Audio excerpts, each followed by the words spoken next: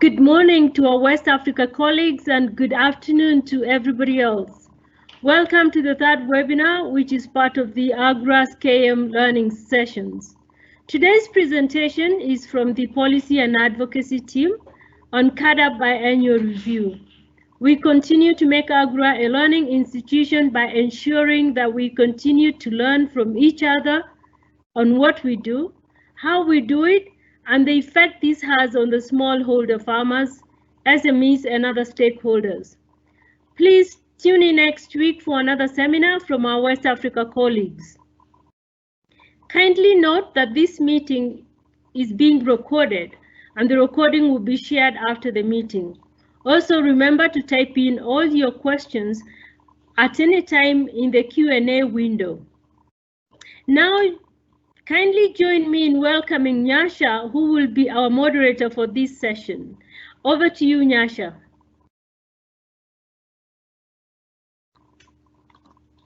Thank you, Jane, and good morning. I'd like to welcome everybody to our session this morning. As already been explained by Jane, we have a presentation which is coming from our Policy and State Capability Units, and the focus of the presentation is on the CAADP biannual review process, with the title Opportunities Towards Driving Systems Approach and In-Country Investments. And today, we have a team from the Policy and State Capability Unit. We have the head of Policy and Advocacy, Boaz, who's going to present together with David, who's the program officer in the unit. And they're going to walk us through this presentation. My name is Nyasha, and I'm the moderator. I know many of us have heard about CAADP, and I believe this presentation is going to help us understand what CAADP is and how, as AGRA, we interface with the work that is being done by the African Union. I think this will be a very interesting learning that we'll all get. I've had the privilege of working with the Policy and Advocacy Unit on this work they're doing around CAADP. And really, it has been a great learning of seeing some of the work that we do as AGRA at the continental level, which I believe is going to be very interesting. So let's see if Apollos is able to join. If Apollos is not able to join, then I'll ask Boaz to start with the presentation. So Apollos, are you online?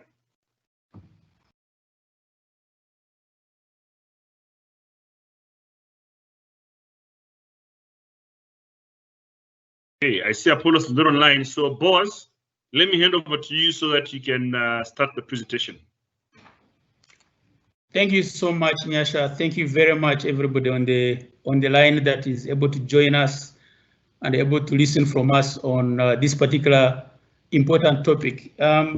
We thought talking about this topic for quite a number of reasons. One was there has been a lot of questions coming from within the organization and outside as to why should the AGRA as an organization be engaged or involved with the continental transformation agenda. And to my own experience, talking to so many people on this group, I've found that there are quite a number of people who have been wondering what CAADP exactly is. You know, is it a framework? Is it a policy? Is it a strategy? So we thought that this discussion would help us understand and clarify some of those particular questions. But more importantly, we also needed to use this opportunity to explain more about what does CAADP mean for the African Union, but also what does it mean for AGRA, especially in terms of delivering our strategy and our investments in countries. So really glad to have you, everybody listening, and we hope we'll be able to meet your expectations. Driving through the strategy, and I will take you through some bit early parts of this presentation, and David Adama, my colleague, will join in. First of all, just prior to the year 203, the continent was grappled with a number of food, agriculture and food security challenges. In fact, we noted that there has been a lost decade just prior to the 70s because of lack of clear policies, either at country level but at continental level. So when I tried to search on the genesis of Africa leaders speaking to a development agenda, because the establishment of the Organization of Africa Unity was largely to address the issues of politics, you know, the renaissance, the rebirth of the Africa continent. but there wasn't sufficient messaging or any knowledge that spoke to the development agenda. In fact, Honorable Kwame Nkrumah, the then president of Ghana, is the one who actually called for an African continental development agenda that should drive agriculture. So that was the beginning of the thinking several years ago. So around 2000, considering that Africa continent remains with the challenges of agriculture and food security, poverty was really stuck in a number of countries and also in rural areas. The then NEPAD organization, which was established by a few heads of states, said they needed to establish a continental framework, building from what Kwame Nkrumah had mentioned. So in 2003, heads of states that met in Maputo agreed to develop and put in place a development agenda, which was called CAADP. So the birth of CAADP was exactly in Maputo, Mozambique, an Agra member state, an Agra country, where the beginning of defining a continental policy started. And the intention basically was to drive poverty and increasing food and nutrition security. And at that time, many people lived in rural areas and a lot of poverty was happening on the continent. So it was established as a vehicle towards achieving the 10-year implementation plan of the Africa Agriculture Transformation Agenda. And we noticed that in those initial years, CAADP did not take momentum until 2006, when a few individuals sat and had to redefine the context of CAADP, to the extent that they had to say, let's define a few principles defined by around the country can grow at a minimum of 6% agricultural growth. And if the country grows at a minimum of 6% ag growth, the likelihood for that to reduce and improve food security, reduce poverty was going to be high. And the also continent noted that they needed more investments in the agriculture space. And therefore the decision to make sure that at least a minimum of 10% public spending was going to be central to driving agriculture transformation. So these two were the main principles of defined 2003 CAADP, and including just one additional one to say we would need the complementarity of the regional economic communities to complement what the countries are doing to make sure that we have an agriculture transformation agenda. So 10 years after, and especially in 2013, leaders also needed to review the progress that they had made in the driving of the agriculture transformation agenda on the continent. And to this effect, they commissioned, and through the African Union, and I had the opportunity to be at the AU at the time, they commissioned work to look at through the entire continent and globally the performance of CAADP since 2003. And they noted a number of things that were really still constraining transformation to happen. And amongst them, which AGRA has been central in driving, was that institutions, policies, and were still not doing enough to be able to drive the transformation we are looking for on the continent. And moving forward, the lessons, the experience that were picked from the 10 years helped the heads of state to agree on a new set of commitments. And these are the 7 commitments that you can see on the screen. And I'm sure most of you may have taken it through, but I'll just briefly take you through them. That one, they recommitted to the original principles of CAADP around the 10% public spending, the 6% agricultural growth. So they didn't want to change the Maputo Declaration of 2003. They said, we recommit to the original principles of CAADP because they are still relevant. But beyond that, as head of state, we will ensure that we increase enhancing investments in agriculture. And part of that was including the principles that 10% will be the central piece of it, but we also need to increase private sector investment. The third agreement was that we need to reduce and end hunger by 2025, which is also in the SDGs, and I will speak to this later. The fourth one was they needed to reduce poverty by half by 2025 through inclusive agriculture transformation, because agriculture may not be the only element of driving poverty down, but they said agriculture will be central to driving poverty down by 50%. And the fifth one was to boost intra-Africa trade in agricultural commodities and services. The sixth one was to enhance resilience and livelihoods production systems in climate change and climate variability. And then the last one, which is very central, and we'll talk about this later as David comes on board, is the strengthening of mutual accountability for action and results. And when we were reviewing the Malabo commitments, the revised 10-year implementation plan of CAADP, we noted that the major new change that was brought on board was this commitment, because previously leaders never had any peer review mechanism as originally enshrined in the NEPAD agenda. But at least this commitment on strengthening mutual accountability, actions and results was really central to make sure that on a regular basis, leaders will always come together to review decisions and discussions and monitor progress. And as a result, during the same period, 2013-2014, the leadership of the African Union under the chairmanship of the president of Niger requested to set up a vision for the continent. And that's what was called the Agenda 2063.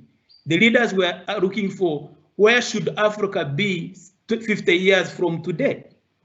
And they established what they called Agenda 2063 to speak on the aspirations of the continent.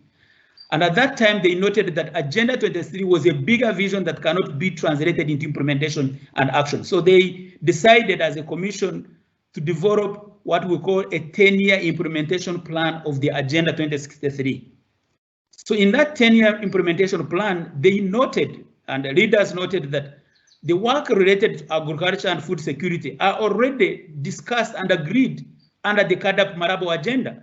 So they said all issues related to agriculture, food security, rural development will not be rediscussed, but the Agenda 63 component will be of agriculture will be filled by the CAADP Malabo discussions. It also happened at the same time that during that period, the UN was also refining its goals. Remember those days, His Excellency Kofi Annan started with the Millennium Development Goals, which was the first of its kind for the UN system to start measuring and tracking the progress of the commitments that were being made in New York every September. So that particular innovation was under review, and that's what translated into the new UN Sustainable Development Goals.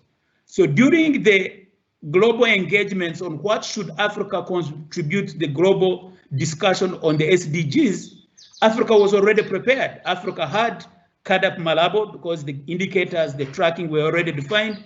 Africa had the Agenda 2063. So it was relatively much easier for the Africa continent to engage in the SDGs to be able to make a case on what Africa stands for in terms of agriculture, food security on the continent.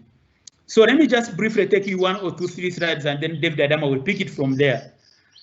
So as I mentioned earlier, a very fundamental decision of the heads of states, which is the decision number 7, was on a regular basis for heads of states to meet, and every after 2 years, meet, discuss, and agree on the progress that is being made against their own commitments. It's basically an equivalent of a QMR or a midterm review. So the biannual review, which was a statement that is enshrined within the 7 Malabo commitments, became a signature approach as a mutual accountability instrument. And the intention was to make sure that we evaluate performance, achieving CAADP Malabo goals against agricultural growth and transformation, and making sure that every country is on track by 2025. So the first biannual review was after 2 years. That was 2017. So, and I will clarify this later as I finish this first part of the presentation.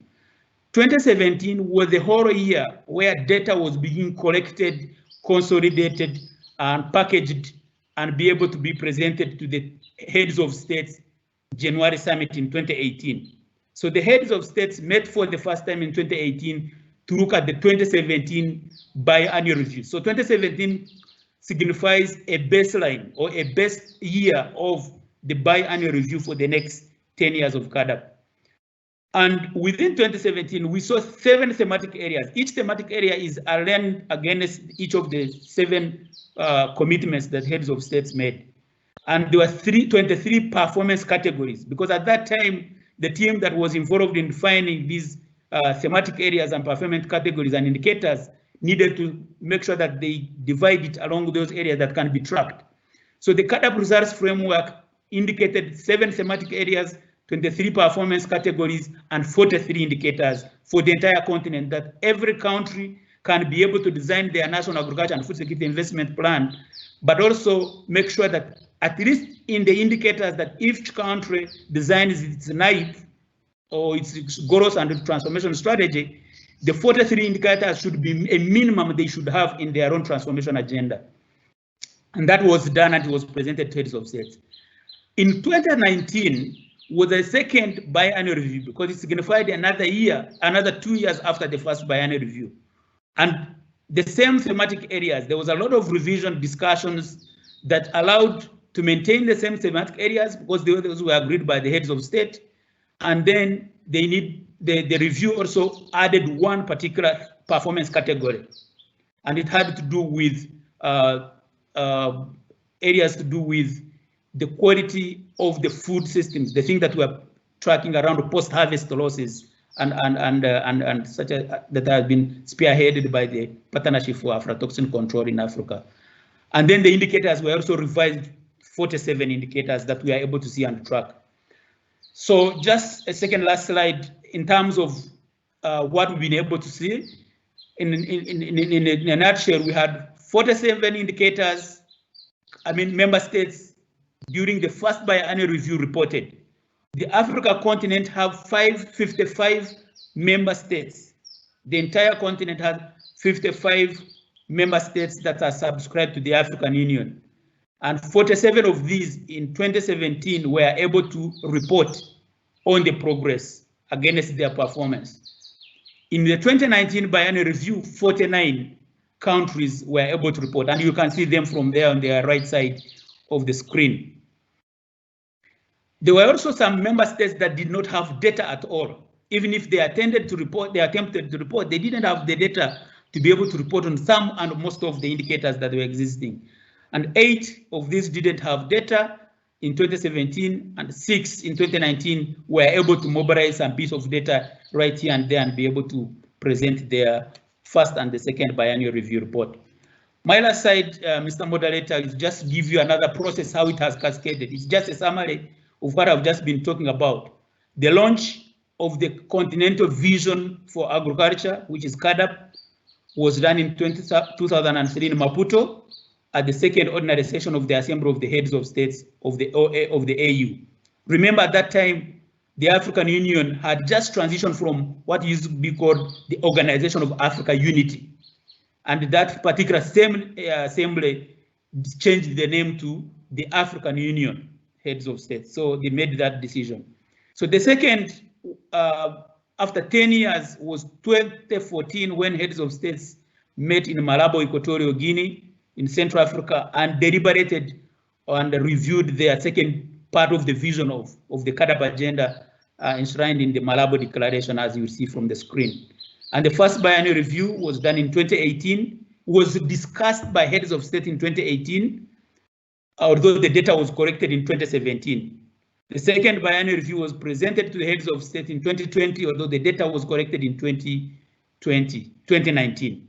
So that's the slide deck, and I'm able to allow David Adama to take us through the second part of the presentation. David Adama, you have the opportunity. Over to you.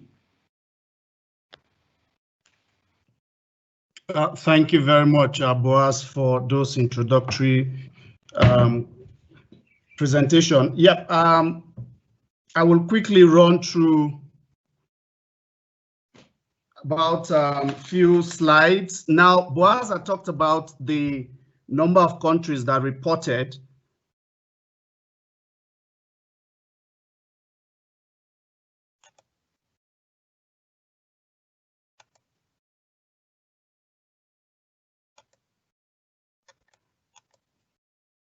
Boaz talked about the number of countries that reported, and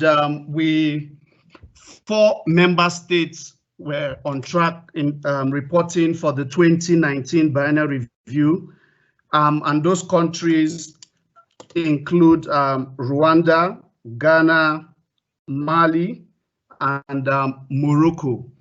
Now, 45 member states are not on track, which means out of the 49 that reported, only these 4 were on track.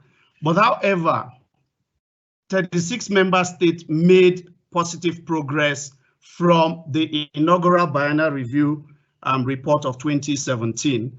And if you look at the average for each of those countries that made progress, they made an average progress of about 12%. And if we go to the AGRA focus countries, we will see that though in 2017, 24 member states, in 2017, we had Burkina Faso, Ethiopia, Kenya, Malawi, Mali, Mozambique, Rwanda, and Uganda, who were on track with a benchmark of 3.94. But in 2019, only 3 of the AGRA-focused countries were on track. But if you look at the last column in terms of the progress made, you will realize that despite the fact that many of these AGRA countries were not on track, they made substantial progress in terms of improving from where they were in 2017 to where they are in 2019. So you will see, for example, Burkina Faso made 13, Ghana made a massive improvement of 71% from where they were in 2017. Unfortunately, Malawi and Mozambique were countries who did not, rather than progress, decline in terms of their reporting in 2019. Nigeria, Rwanda, and the likes, Tanzania, also made substantial progress in 2019.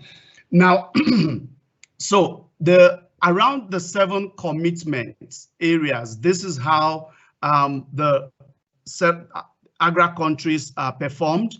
But I wouldn't want to waste much time on this slide because I would want us to spend more time looking at the indicators that connect to our work rather than just looking at the scorecard and what countries have scored in this report. Now, just to give an overview of what AGRA has been able to do, Boaz talked about the process, but what has AGRA invested? What have we been able to do in supporting this process?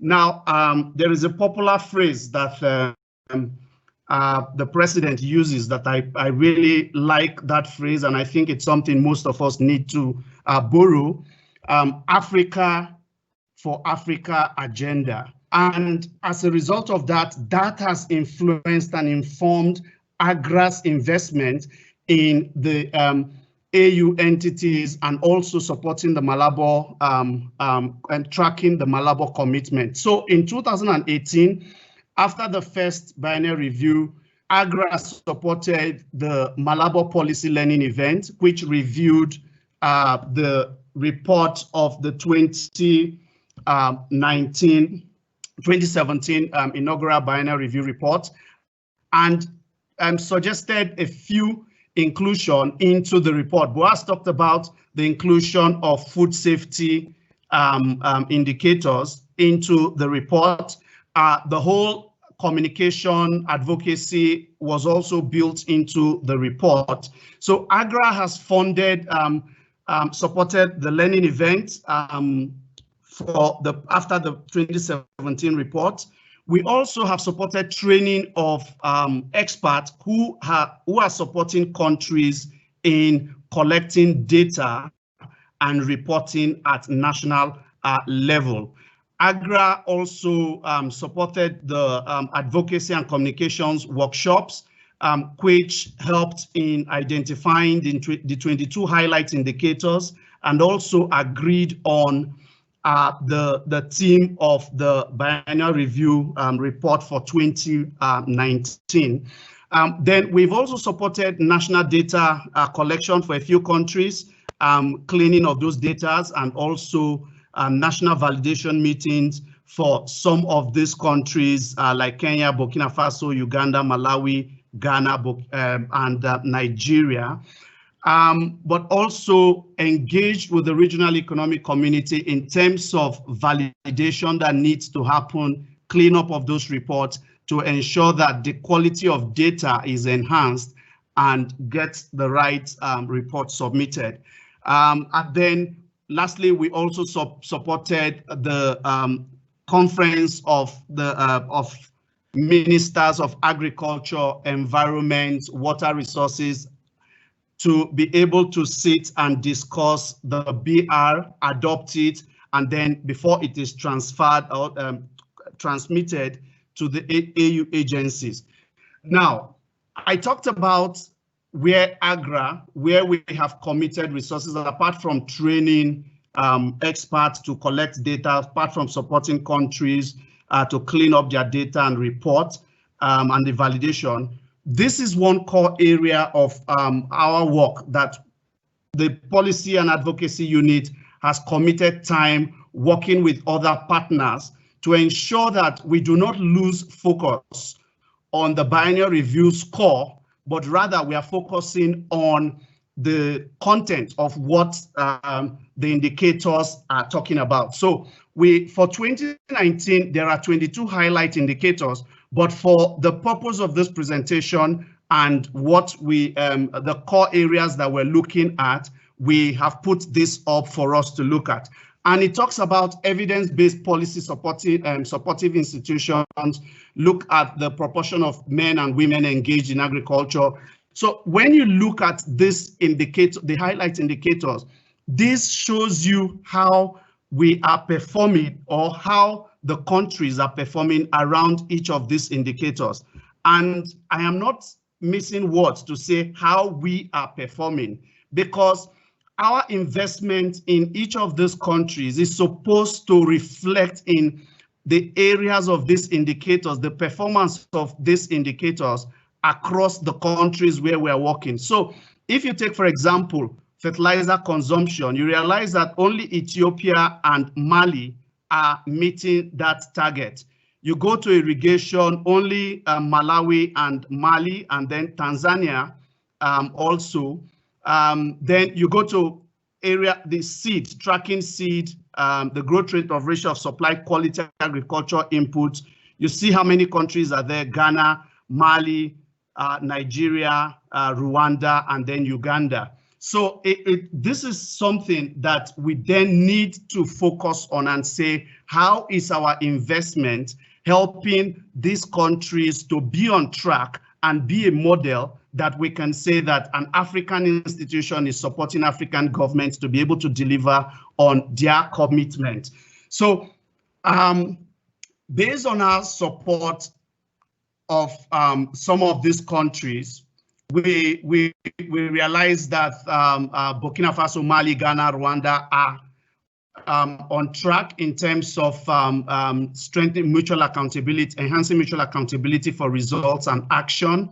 But something is also, we also notice that despite the systems that are in this country, the quality of data that is coming out from these countries are still not of high integrity, or what you will say this is credible enough. If you look through the dashboard that I showed you, you will see several figures, especially from countries like Malawi, that their data is questionable.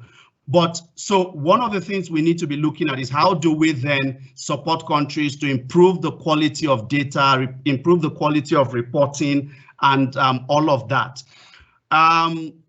I talked about what we did well in terms of support to the AU institutions, but lessons we're learning from this is that there's a huge data gaps in countries. We need to support quality of data and data systems. Several countries are still behind in the target. I've talked about that also from the dashboard. We need to strengthen accountability by non-state institutions, including the private sector.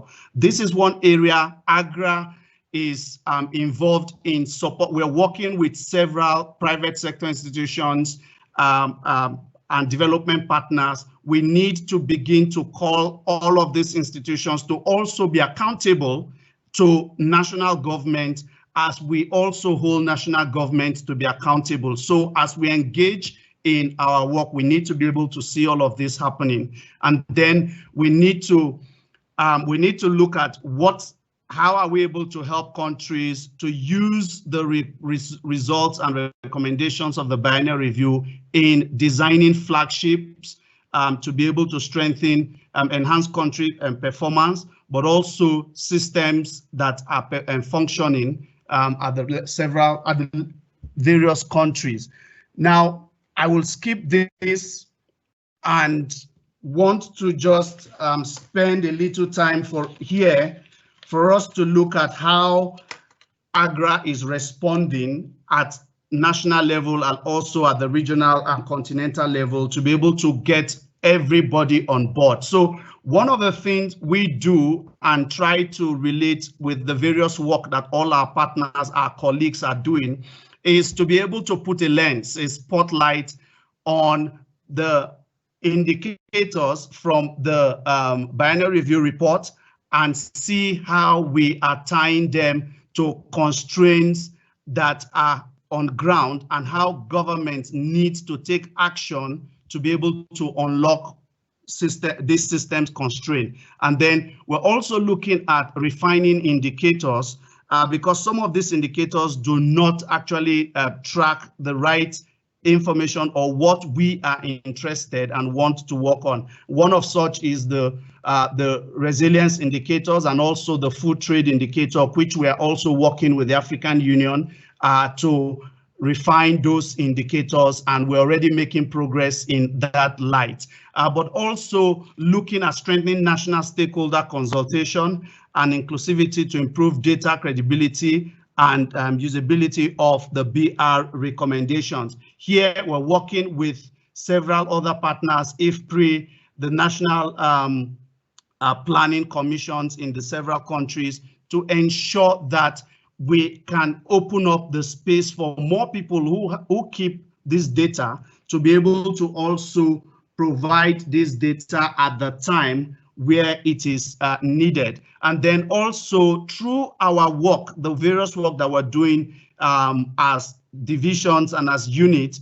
we're able to then develop relevant and sound evidence which should inform policy reform requirements and options for our partners and advocacy groups to be able to take this up and utilize them at the country level. So here, at the moment, we're working on policy briefs for the national 14 countries, and we are expecting that this will define some of the areas we expect countries to really make reforms and then be able to improve their scores and improve systems at the national level. And then the last part is we also use the AGRF as a platform to influence behavior change in the BR process. Now, the team of one of the climate change meeting at the AGRF was what informed the communique, the BR recommendation. So what we simply did was, as AGRF was winding up, came up with that communique to say we need to make changes around resilience and climate change and adaptation. We took that in as what AU should be focusing on, and we were able to get them to pick that theme as resilience and climate change. And most of the content, let me say 80% of the content you will find in the BR theme for 2019, you will find same content in the communique that was issued from the climate change adaptation meeting in Ghana last year. So at this point, I would want to bring in Boaz for us to round up in terms of how do we then connect all of this process into the various work that we are doing, looking at it from a systems approach. If we're talking about seed system, how do we connect all of that? Because when you look at each of these indicators, the thematic area, there are indicators that capture what we do in our respective areas of work. So I will want us to, Boaz, to come in and we discuss this last slide in terms of how we see our work connecting with the BR and how we can use the BR to also enhance the delivery of our work at national level. Boaz. Thanks so much, David. I'll just make this last round of comments, maybe, and we just have a back and forth discussion before Nyasha starts bringing question and answers to that. And we developed this discussion, make sure to really bring to the understanding of what the African Union linked and the biennial review process as an opportunity for driving and implementing AGRA's own strategy. And as I mentioned from the initial comments, the work that is being done at continental level has a lot to do with what our investments in the countries are supposed to be shaped and driven. So you will see on the screen that we really raised or brought back that circular presentation that defines our different systems. The national system, the work that we do in policy and state capability to build the capacity of governments to put in place national investment plans, NIPs, to help them design quality flagships that speak to the quality that is required to sufficient to drive transformation, but also coming at the systems level, ensuring that our seed systems, our fertilizer systems, our market systems, and other what we call systems enablers, extension, agricultural finance, agriculture insurance, irrigation, and all these ones are very central. And you will notice that in the biannual review, there are a series of indicators that exactly speak to our systems. So our intention is that whatever we drive and implement at a country level as AGRA and through our strategy, we need to make sure that we are influencing and strengthening the delivery of performance of those particular indicators at country level. Our areas of success will be measured on the extent to which countries are able to not only strengthen their investments based on additional resources triggered from either new flagships that have brought in additional resources or even our catalytic investments as AGRA, but also improve the quality of reporting against the indicators that we are not only investing in, but also overall as a country in their National Agriculture and Food Security Investment Plan. And again, since the CAADP vision and the biennial review is also central to ensuring that the smallholder farmers on the continent are able to increase their food security as well as their incomes, this exactly speaks to our own strategy. And we believe that once it is implemented the way it is, and since we are on track and M&D can speak to that effect, we will be on the right track to agri transformation, as you can see how we've laid the transformation path within those 5 boxes that we laid. And AGRA is trying to make sure that we shift our smallholder farmers, the rural communities, from subsistence agriculture, where a critical mass of those farm production is happening from a subsistence level, but getting them agriculture moving. Remember the discussion around the tipping point. Smallholder farmers are able to access the right inputs, seed, fertilizer, get the right extension, agronomical practices, and if the markets function, they are able to move to the tipping point over and beyond which AGRA can actually withdraw and either go to other countries and or even cross-shop, as I've always been guided by our president. Then we should be able to see, once that happens, agriculture is a contributor to economic growth and is able to shape the whole transformation narrative. And we will be able to have made truth the statement that in every country on the globe that has developed has been rooted in agriculture as a transformation drive. Over.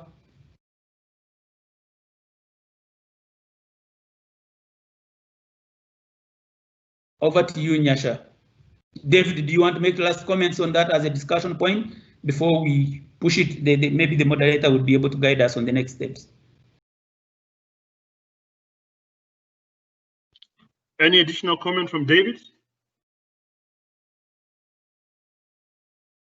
So what Boaz has said, for me, there are 2 other things around this last slide that we have looked at. One is that we are also able to use the biennial review as a tool for resource mobilization. If we are able to really connect all the pieces of work we're doing with the performance of the countries and how we can show that based on our investment in a few countries, this is the progress that has been made. We see opportunity in more partners being able to invest because everybody has an interest in several of those indicators that needs to be implemented at the respective countries. So that's just my last word in terms of this, saying it's also a resource mobilization tool, because if we're looking at our vision for 2030, we need to really be able to tie what we're doing, how we're helping countries to improve on their productivity,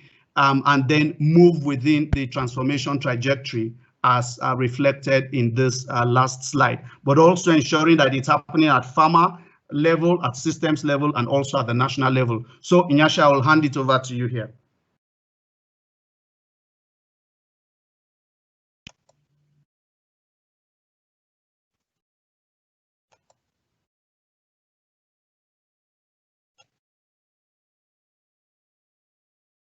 Okay, thank you, David. Thank you, Boaz and David, for the very detailed presentation. At this moment, I want to ask Apollos to say a few words before we go into our question and answer section. Apollos, over to you.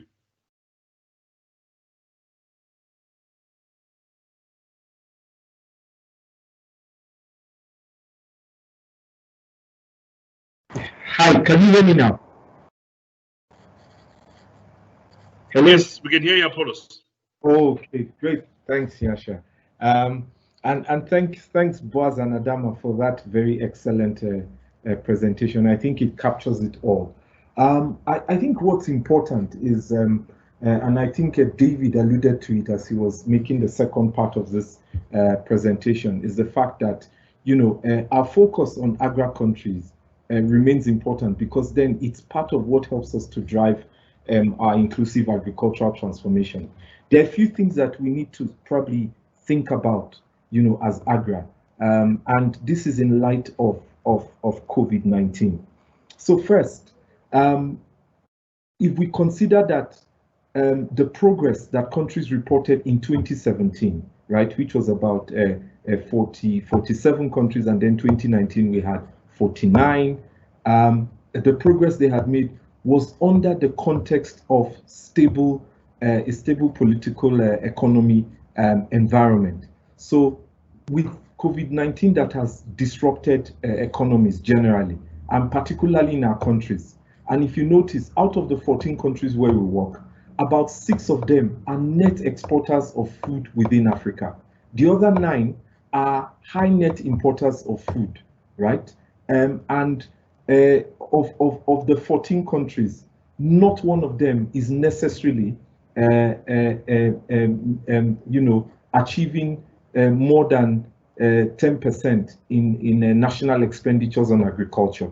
What that means is that, so for example, I think out of all the countries, it's only I think Uganda and Ethiopia that has, you know, and Rwanda, those 3 countries that are practically close to 10%.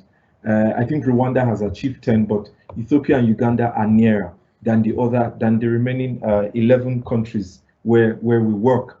You know, so you see that because of COVID-19, there's been a reduction in agricultural spend, despite the fact that the policies are saying, oh well, we've made agriculture an essential service, and food movement an essential good. But you know, but the realities on ground are a disconnect from what is being said, you know, politically. So those are things that we're asking ourselves now as AGRA. So what does that mean for the way we're going to support countries to make sure that within the context of what we're facing now, that these countries are able to deliver on the Malabo commitments, you know, and that by the time we get to the next biennial review, then we will be looking at countries that progressed within this difficult period.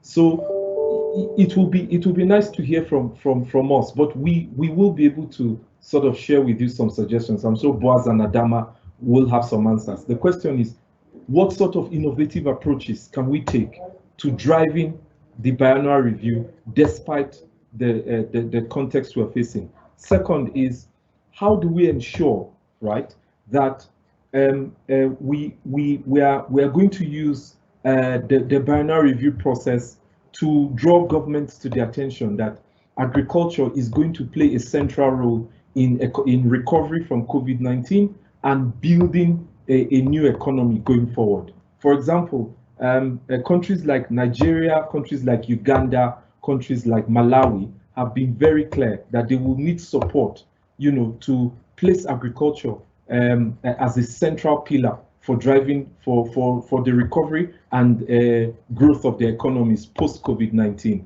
What role will biennial review play in this process? And how can we make sure that as AGRA we remain relevant to these governments?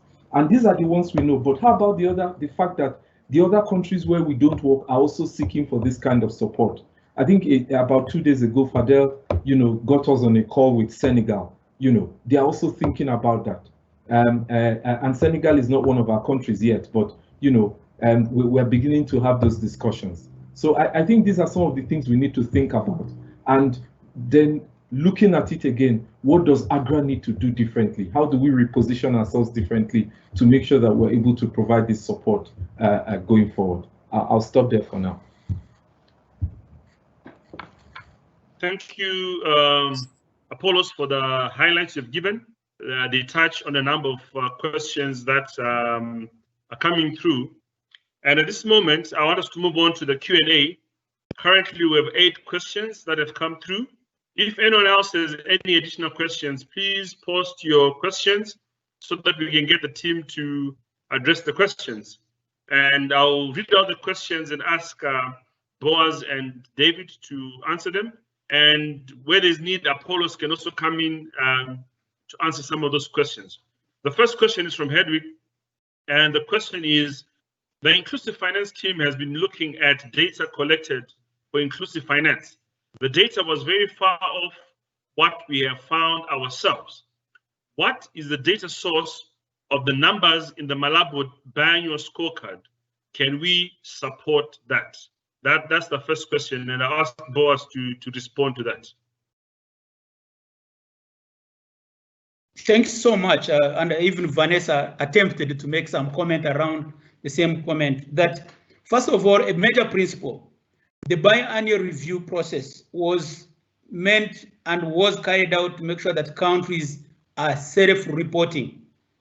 Methodologies were designed on how access to agricultural finance should be interpreted and therefore collected. And the intention was to standardize the indicator for all the countries on the continent. So that's just a preamble. But that said, and I think you are right, and David Adam alluded to this, that there has been challenges related to the quality of collection of data. Being the first of its kind on the continent and understanding the challenges associated with data collection, data consolidation, data packaging, historically, a lot of good data would only be found with FAO, and yet it's a complementarity. I mean, it's a compilation of data from countries themselves, and people are able to use FAO data because it's well arranged and organized, and thanks to our agriculture digitization strategy and the data team. But we did not have good data that would be used around inclusive finance. The only good thing is that we have an indicator on inclusive agricultural finance, and AGRA's role will be based on our investments in the country and the data that we are collecting. We engage every country to ensure that that data is actually improved. That's the vision for the biennial review and AGRA's work in the countries.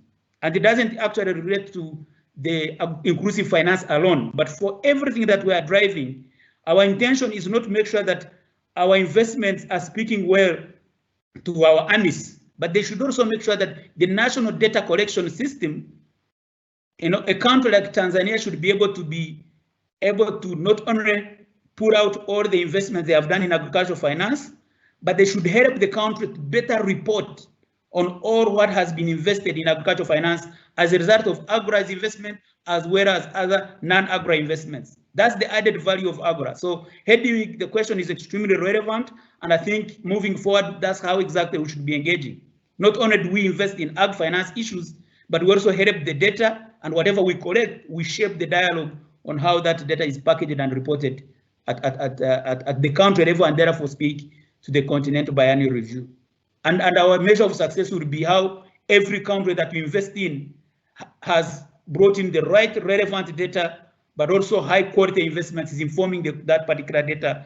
And then we'll be able to say that where AGRA is invested, the footprint that AGRA is in is actually able to show much better progress and the quality of data compared to where AGRA is not. And no wonder even other countries are really struggling to get AGRA join them and be part of their support, including Senegal that Apollos has just mentioned. Over to you, Nyasha. Thank you, Boaz, for the feedback. Now, a follow-up question from Vanessa, still looking at the issue of data, and the question is saying that the data is coming from countries reporting themselves, but it would be great for AGRA to create a similar scorecard report, summary format for the data we get from our sources. Again, these are measurements against targets, which can be misleading. I think that's a very correct, and this has been discussed internally as an organization. because we looked at the AU biennial review data, one, recognizing that for the first time in history of the continent, there was a peer review process, but the data was recognized, and that's what the biennial review report says, to be out of the reality of what we see on the continent.